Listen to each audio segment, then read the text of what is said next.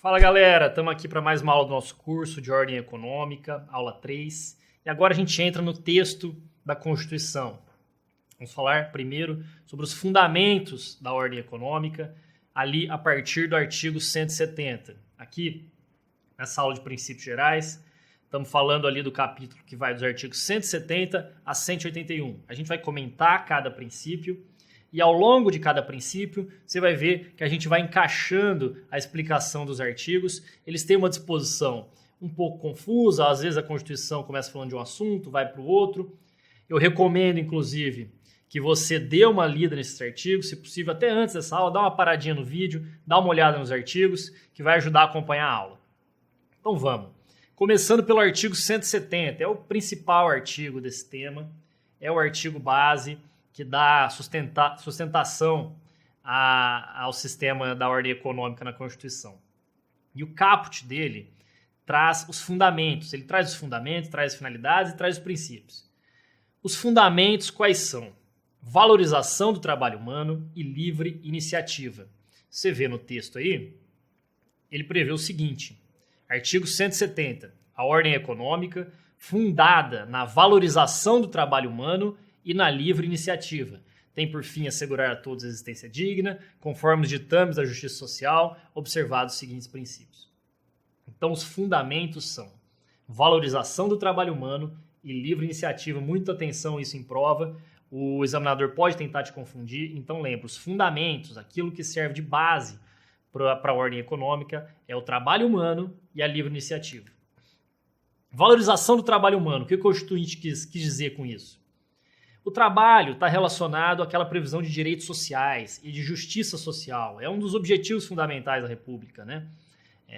Erradicar a pobreza, reduzir as desigualdades sociais, né? Promover o bem de todos. E o trabalho está ali na base da ordem econômica, né? Fala-se muito nos agentes econômicos, né? Nas grandes empresas, mas a Constituição trouxe o trabalho humano, que afinal não há empresa que funcione sem trabalhador, né? Colocou o trabalho humano como fundamento, como realmente dando aí uma importância notável para o trabalho humano, né? Prioriza o homem trabalhador, né? E aqui no Brasil nós temos, inclusive, a CLT, né? A Consolidação das Leis do Trabalho, e a Constituição diz, no seu artigo 170, a mensagem que ela passa é essa: o trabalho humano, o trabalhador deve ser protegido, deve ser extremamente valorizado. Fala-se também uma proteção do trabalhador em face da automação, né? Inclusive, é uma previsão expressa do artigo 7º, inciso 27 da Constituição. Um direito social. A automação é a influência, a chegada, né? A tomada dos meios de trabalho pela tecnologia, né, pelas máquinas, que estão cada vez mais, no século XXI, avançando sobre as empresas, as indústrias, e com isso muita gente perde o emprego. É preciso que o Estado, que o poder público, proteja o trabalhador em face dessa automação, para que no futuro não existam só máquinas trabalhando e pessoas desempregadas na miséria, sem ter como se sustentar. Outro fundamento da ordem econômica era a valorização do trabalho humano e a livre iniciativa. A livre iniciativa é a base de um sistema capitalista. A gente falou na aula passada, a Constituição adota um sistema capitalista muito porque coloca a livre iniciativa como um dos fundamentos da ordem econômica. A livre iniciativa, como o próprio nome diz, é a possibilidade de todos se lançarem ao mercado por seu próprio risco.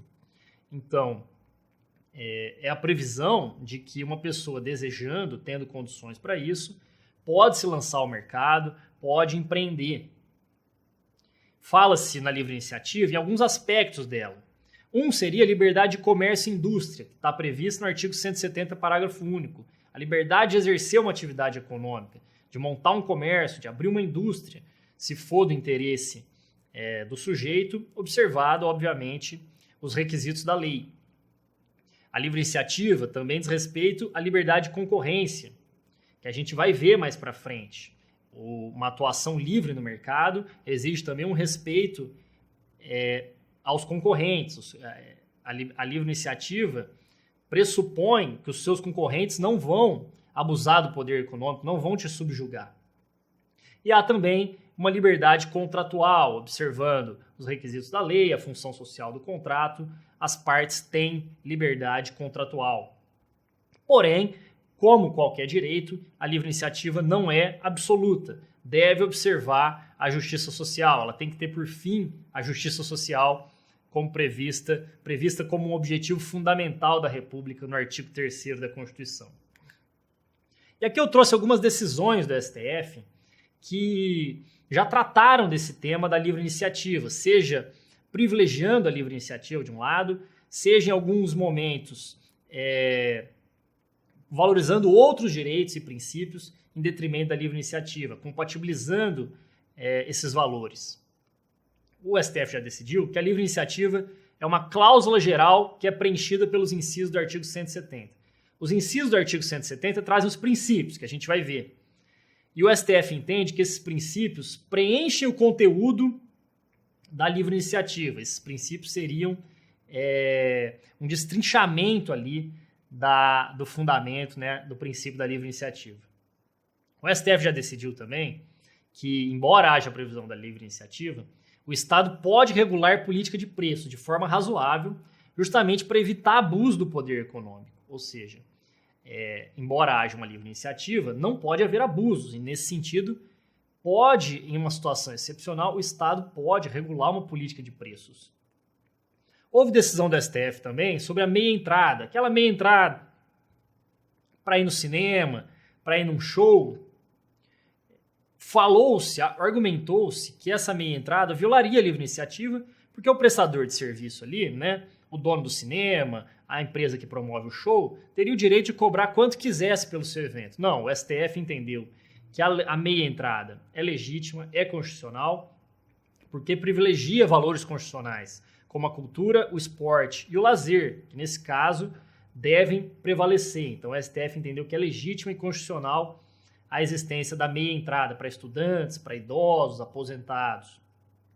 Questão de segurança em estacionamento. Há um estacionamento privado de veículos. Houve uma lei estadual que decidiu que todo estacionamento no estado deveria ter um serviço de segurança. O STF falou, não, essa lei é inconstitucional, é irrazoável, fere a livre iniciativa. Um proprietário de um estacionamento não tem obrigação de colocar um serviço de segurança. Isso fere a razoabilidade, vai além do que se espera de um estacionamento de veículos. Claro que ele deve proporcionar a segurança do veículo, que ele vai responder caso aconteça alguma coisa, mas ele não deve ter obrigação de colocar ali um sujeito, uma segurança privada, contratada para fazer essa proteção. Isso feriria a livre iniciativa, impor isso ao proprietário do estacionamento. Da mesma forma, a questão de empacotamento nos supermercados. Houve uma lei estadual que decidiu que todos os supermercados daquele estado deveriam ter um serviço de empacotamento, né? Então, o consumidor chegava lá, deveria ter alguém, uma pessoa, funcionários do supermercado, que obrigatoriamente deveriam promover esse serviço de empacotamento. O STF também decidiu que essa determinação é inconstitucional também por ferir a livre iniciativa. Se o supermercado quer colocar esse serviço, né, quer aumentar a qualidade do seu serviço, quer favorecer o consumidor, ótimo, perfeito, muito bom. Mas ele não tem essa obrigação de fazer isso. Impor isso ao supermercado feriria a sua livre iniciativa. Então o STF julgou inconstitucional uma lei estadual que previa essa obrigação. Na próxima aula, a gente fala sobre as finalidades da ordem econômica e entra nos princípios que estão previstos ali nos incisos do artigo 170. Até lá, tchau, tchau.